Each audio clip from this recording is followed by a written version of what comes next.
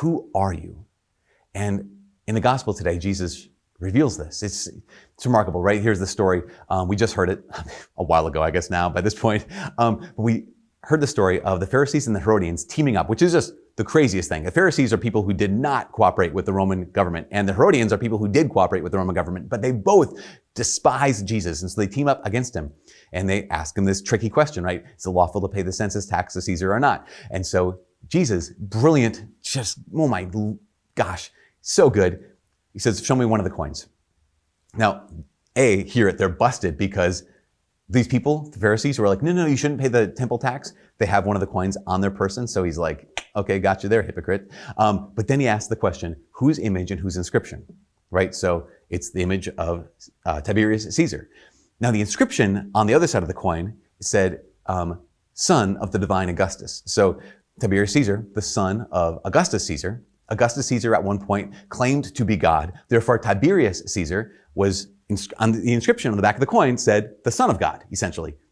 Here is the image of Tiberius Caesar, and here is the inscription, the Son of God.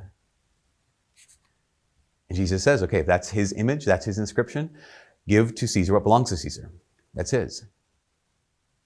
And then you know this, he doesn't stop there. He says, and then repay to God what belongs to God. Then give to God what belongs to God.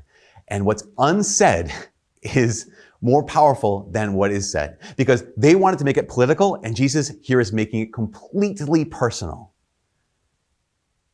If that coin belongs to Caesar because it has his image and inscription on it, the question we ask is, whose image are you made in?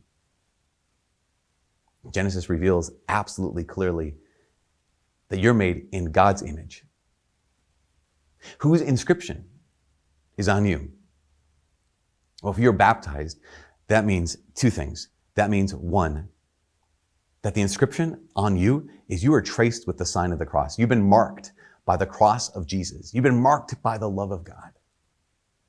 Whose inscription is on you? You make that inscription a dozen times a day when you make the sign of the cross. You're once again inscribing the cross into your very self. Whose inscription do you bear? Whose image are you? You're God's very image. Whose inscription? The inscription of the cross. But remember what Tiberius Caesar's coin said. It said, the son of divine Augustus, the Son of God.